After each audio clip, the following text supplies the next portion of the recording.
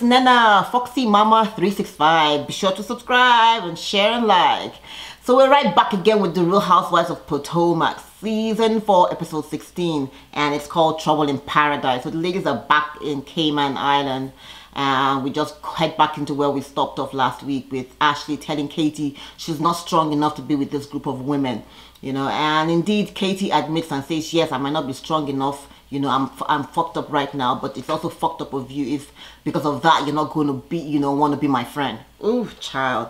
And then the ladies, you see Karen chiming in and saying no, she doesn't agree. You also hear Candice saying no, that's not right. You can be anywhere, you can do whatever you want to do, you know, support each other. Any which ways, you know, Katie now is becoming defensive and is like, well, I didn't really mean it like that. And Ashley's like, well, whatever. You keep on attacking me. She feels attacked, you know. And at this point, Giselle steps in and says, you know what, let's just drop it. Let's just leave it as it is, you know. And this is what happens. Giselle, you start the fire and now you have to find a way to be able to, you know, like, end it. Any which ways, ladies go to bed and they're talking about it. Candice feels bad. She's talking with Robyn, and she's saying she really doesn't want to be that person, you know, that's attacking Katie. The other ladies are talking as well. We see Karen and Candice having a conversation in one of their rooms, and they're saying, and Candice says everybody has talked about this whole stuff, so she doesn't know why Ashley was in her feelings at attacking Katie, because everybody has said something about it, and that's what I've been saying, you know. And Karen's looking at it like, yeah, calling Ashley out on her bullshit and saying, Ashley, pretty much you're just trying to divert attention from you and put it on Katie or someone else. And I totally agree with that, because pretty much this whole season has been on Ashley and her husband, okay?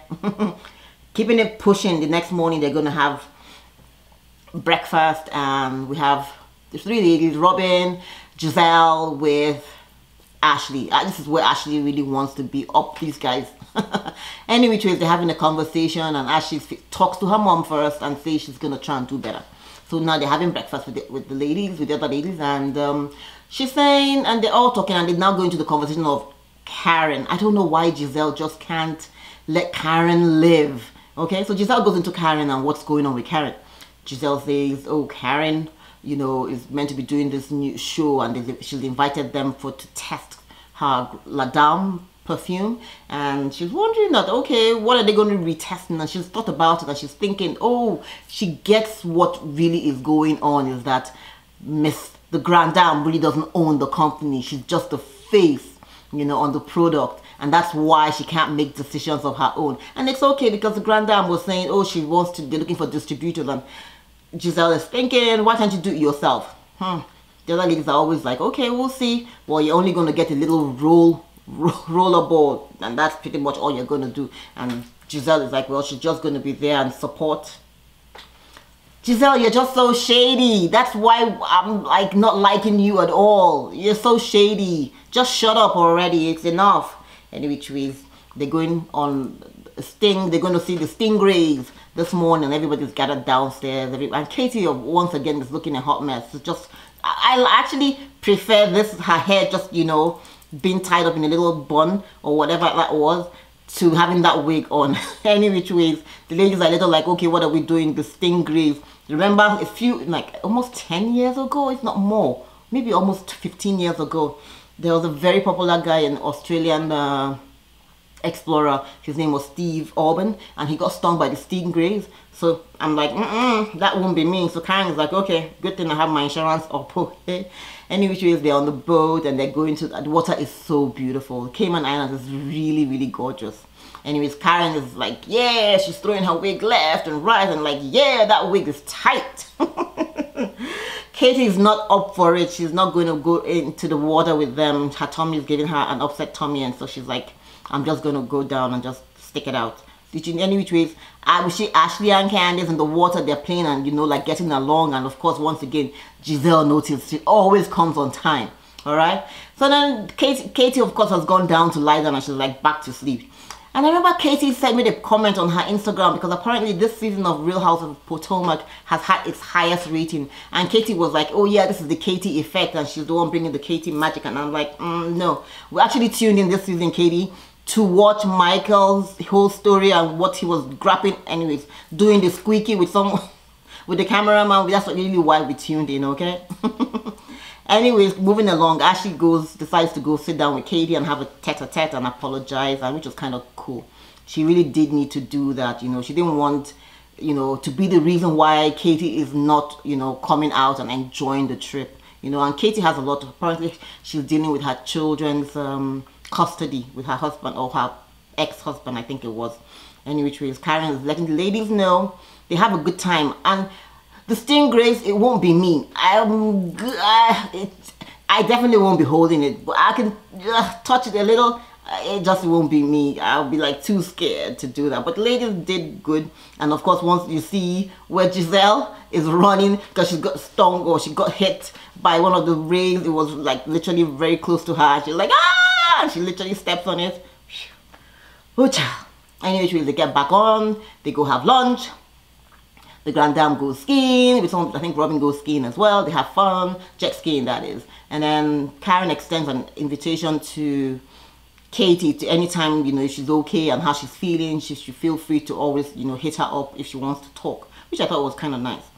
So of course at lunch, here we go again. Giselle comes right with the mess, like the train from Sweden that's always on time with her mess.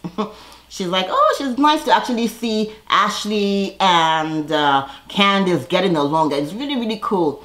And of course, at this point, they're like, yeah, we're handling our stuff, you know. And then, of course, here comes Candice with her, oh, she expects an apology. She apologizes, or kind of, she's expecting an apology from Ashley. And Ashley's like, well, you were holding the butter knife in my face and that wasn't cool. And she's like, yeah, but you came into my house and you were being messy about my mom, and that was a very sensitive. So they're going back and forth as usual. And Robyn is like, Giselle, why do you have to bring this mess all the time? Can't you just leave it be? You know, it's kind of funny. Anyway, she's like, well, ladies, you know what? Let's just, you know, call it a day and just end it here. You have an apology from you. You can get your apology and let's just leave it as it is. And that's where they ended. So we see Monique and Chris, and that's kind of cool. Monique is saying to Chris, oh, apparently their sex life has been a little on the down because Monique is not feeling it at all. And Chris is like, you know what, I'm happy with just 3 kids. Let's call it a day after this. So cool, cute scene. Not here for it, but cool. So Katie and Robyn and Ashley. Katie comes into the room to tell Robyn she's not going to be going for dinner with them. She's still not feeling too good. It's kind of sad because she's in such a beautiful place, and I totally get it. It must be really rough, you know, not to have custody of your kids. It must be really rough. So of course they're talking about, and she's like, are you sure you're not, you know, maybe you should try and have something that will help you settle. And she's like, no, she's not going to be coming, but she's going to just, you know, stay in her room and just chill. Ashley comes out and she's like, oh, what's going on with you? Da, da, da, da, da. She gets into it. But then you see Katie also being messy and asking Robyn, because apparently Robyn and Katie had a conversation in which Robyn was in her feelings and talking about Giselle, you know, being messy at her event when she had the house opening, the grand opening of her new home with investors and buyers, and pretty much Giselle just at the front started attacking Monique and didn't care, you know. And she's like, oh, have you spoken to her about, are you guys in a good place? Katie's being messy as well, and now she's like, yeah, it'd be good, you need to, you know, have that if that's how you feel about it. So they're poking at that, and they're like, Katie, are you okay? Are you pregnant? Do you think you might be pregnant? And she's like, she didn't even think about that, but she's obviously, she says she's not using a condom. She also says she's not on any kind of birth control, and her period hasn't come yet, so it could be that. Who knows? We'll see. So we get into dinner, and the ladies on the bus ride, we see Karen actually calling Ashley out on her bullshit, and I liked that. She's like, girl, you went into a dark place when you told Katie that she, you know, wasn't strong enough to be with us. And I was like, yes, I'm happy that they actually called her out. I mean, I know she has apologized to Katie, but I see Ashley becoming a mean girl, just like Giselle and Robyn, and I'm like, it's just not, well, anyway, Ashley's always been mean for a while, but this was really bad.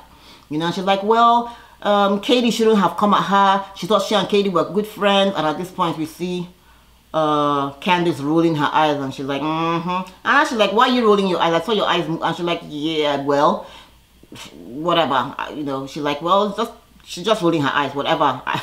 She does have the right to, right? Anyway, Candice is saying that, oh, she sees a pattern with Ashley not being a good friend, because when they were in New Orleans, when they were in NOLA, she was like, she remembers a comment by Ashley where she's like, oh, you just want to be circus friends. And it's like, oh, okay. Yeah, I just want to be circus friends. If you're going to be like this, talking about me trying to get pregnant and all of that, it wasn't your business. So she's like, Ashley's not really a good friend, even to her new friend Katie. So she's like, that's a pattern. Moving right along. They get into the diner. They have this really cute fishes. Not cute, but they're like jumping and it's like a cool scene. And I'm like, oh wow, that won't be me putting my hand in there to give the fish any stuff. But the fish are like really cool. So they get to sit down. And as they sit down, they're talking.